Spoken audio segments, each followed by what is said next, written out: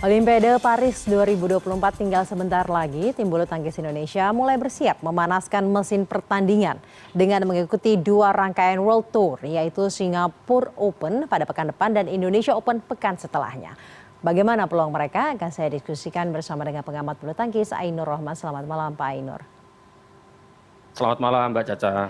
Pak Ainur, melihat rekam jejaknya, peluang tim Indonesia di Singapura maupun di Indonesia Open seperti apa?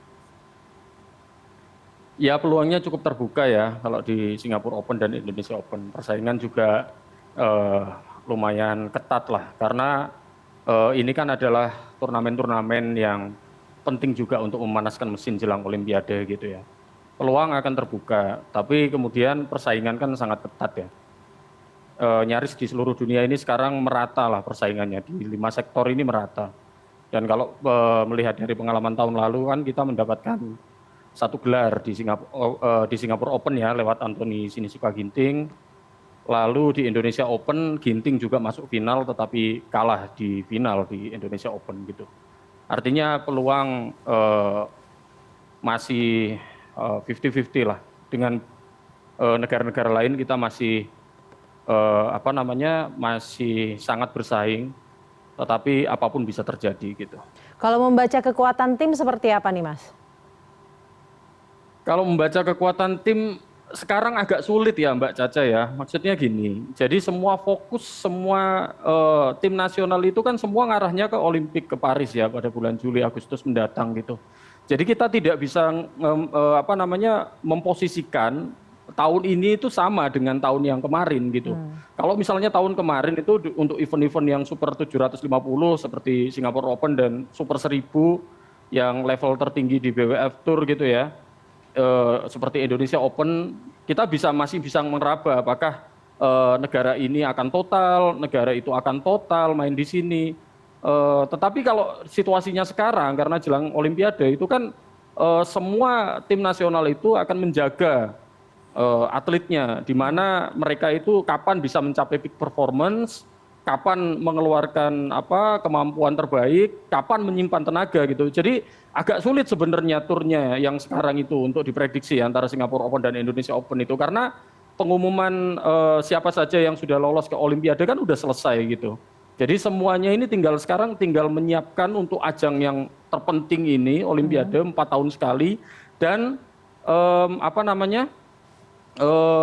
konsentrasinya akan di sana gitu. Jadi akan sulit sebenarnya untuk mengukur seperti apa Singapore Open dan Indonesia Open itu. Bahkan untuk beberapa tim nasional bisa saja ini dianggap tidak terlalu penting gitu ya. Memang relatif sih penting atau tidak penting, tetapi semua mata sekarang, semua energi, semua kekuatan itu mengarah ke Olimpiade, dan harapannya ketika Olimpiade peak performance-nya atlet itu semuanya ada di sana gitu. Mas, tapi kan Gitu, Singapore Open dan Indonesia Open ini merupakan kompetisi di level atas yang nantinya ada poinnya bisa menyumbang rankingnya kemudian bisa menyumbang status unggulan untuk drawing nanti. Apakah ini tidak kemudian juga menjadi faktor yang bisa membuat tim-tim nasional di negara lain juga mempertimbangkan untuk memberikan performa terbaiknya, Mas? Iya, betul. Jadi memang Singapore Open ini kan Super 750, lalu Indonesia Open ini Super 1000. Juga penting juga untuk meningkatkan seeded gitu ya. Tetapi yang lebih penting menurut saya adalah bagaimana menjaga kualitas fisik. Misalnya ganda putri kita, Privadia, bagaimana situasinya ketika dihadapkan pada 2 turnamen ini? Apakah mereka akan ngotot untuk mengejar hasil terbaik ataukah masih menjaga feel aja supaya cederanya Apri tidak kambuh? Apa gunanya semua kalau misalnya bisa mencapai hasil maksimal di 2 turnamen ini tetapi kemudian tidak mencapai hasil terbaik di Olimpiade gitu. Saya kapan hari itu sempat ngobrol panjang dengan pelatih tim nasional Korea, Mas Roni Agustinus, kebetulan orang Indonesia, dan pelatihnya An Seong. Nah, dia itu mempersiapkan betul gitu loh An Seong supaya nanti di Olimpiade itu bisa mencapai titik puncak permainan gitu. Apakah kemudian masih memikirkan seeded untuk mengejar poin di Singapura Open atau Indonesia Open? Nah itu menurut saya dari apa yang saya tangkap dengan pembicaraan saya dengan Mas Roni Agustinus itu, Nah, itu tidak terlalu menjadi prioritas, Mbak. Ya memang penting untuk mengejar SIDET, tetapi prioritasnya semua sekarang ada di Olimpik gitu loh. Misalnya APRI kan ini sekarang cedera ya, maksudnya masih baru pulih dari cedera gitu misalnya ya, kita contohkan. Baru pulih dari cedera betis gitu. Terus kemudian kabarnya juga saya dengar di internal PBSI juga ada yang memberikan informasi bahwa APRI ini juga menderita cedera baru di kakinya gitu. Nah, tetapi secara medis sembuh gitu, seperti keterangan Profesor Nicholas yang dokter PBSI itu. Tetapi kemudian apakah dia itu siap secara mental untuk bertanding di level tertinggi ketika situasi kakinya ini masih baru sembuh dari cedera? Apakah dia mau mengorbankan mengejar target terbaik di Indonesia Open dan Singapore Open, tetapi kemudian mengorbankan Olimpiade? Ini kan kita sudah ngomong soal prioritas gitu ya. Ya memang SIDET perlu, tetapi yang paling penting kan adalah mengejar bagaimana puncak penampilan, puncak performa dan puncak kondisi fisik secara dan teknik itu ada di Olimpiade nanti di Paris. Jadi Juli Agustus dengan nanti. kata lain artinya strateginya harus benar-benar dihitung mana yang masih memerlukan penambahan SIDET itu, atau memang yang paling penting adalah menjaga performa untuk Olimpiade nanti. Iya betul, karena ini kan event 4 tahunan ya. Kalau misalnya Mbak Caca pernah ke Olimpiade kan pasti akan merasakan betul bagaimana sakralnya turnamen ini. Saya pernah ke ke Olimpiade Rio, waktu itu liputan langsung, dan ketika pemain kalah nangis gitu. Ketika pemain menang itu histeris gitu. Jadi histerianya ini sangat ekstrim karena ini 4 tahun sekali.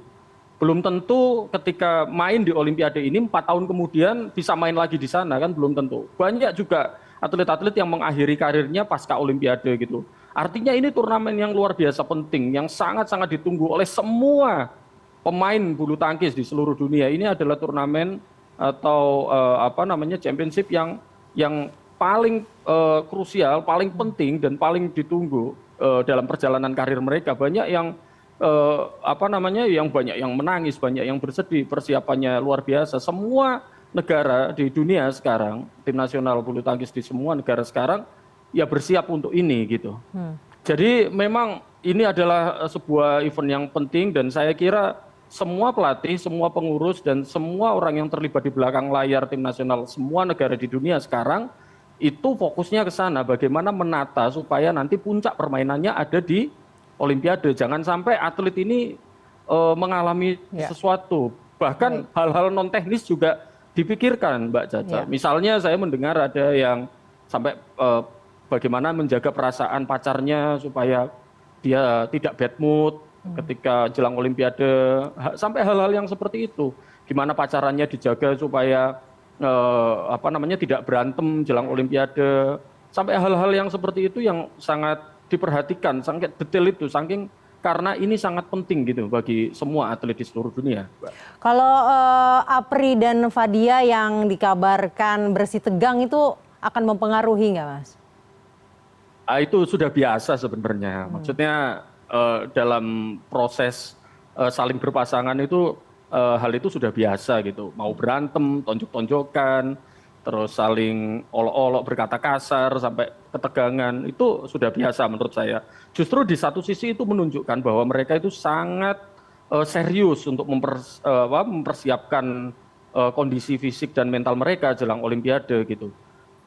Saya ingat gitu di tahun 2016 bagaimana hubungan Owi dan Butet gitu ya, Tontowi Ahmad dan Liliana Natsir, peraih medali emas Olimpiade kita, itu sangat ya tidak berantem tapi dingin gitu loh.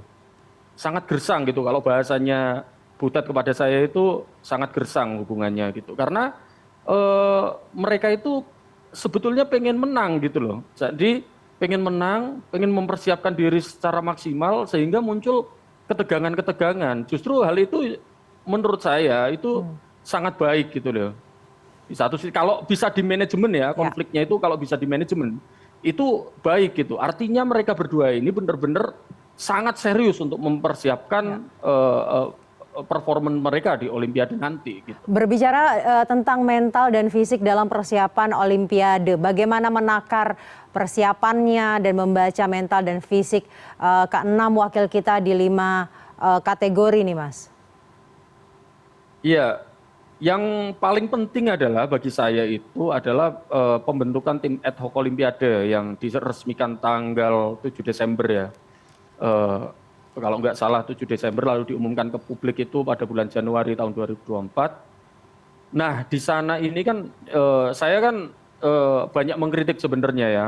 Orang-orang PBSI tahulah bagaimana saya kadang mengkritik keras hasil-hasil yang tidak dicapai sesuai dengan harapan. Tetapi pada satu titik ini saya harus memuji tim ad hoc Olimpiade karena mereka itu fokus dan peduli kepada sport science gitu. Jadi menyediakan psikolog, menyediakan performance analisis, menyediakan pelatih fisik yang qualified gitu. Di sana ada Coach Christian Hadinata, salah satu legenda terbesar bulu tangkis Indonesia yang menjabat direktur teknik.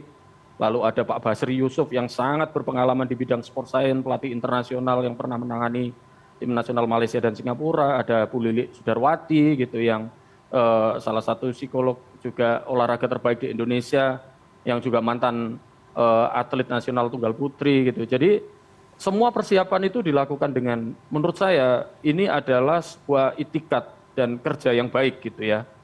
Karena sebelumnya saya tidak melihat itu, mohon maaf gitu ya, saya tidak melihat itu. Tetapi ketika tim ad hoc ini fokus pada sport science dan semua aspek, tidak hanya teknik, fisik, tetapi mental itu juga dipersiapkan. Kita tahu misalnya Bu Lili yang psikolog itu mendampingi tim nasional tidak hanya waktu di Jakarta, tetapi juga ketika mereka juga berlaga di turnamen-turnamen internasional gitu, seperti Thomas dan Uber Cup yang kemarin gitu. Itu menunjukkan keseriusan tim ad hoc untuk untuk membenahi segala aspek, terutama aspek-aspek non teknis gitu. Ketika teknisnya sudah ditangani oleh pelatih, lalu aspek non teknisnya yang sport science-nya ini ditangani oleh ahli-ahli yang lain. Belum juga menyebut adanya mentor-mentor yang ikut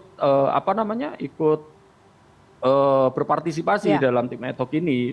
Baik. Untuk mendampingi gitu. Ada Mbak Susanti di tunggal putri, sampai Taufik Hidayat, Owi Butet juga, Grecia Poli di ganda putri dan lain-lain.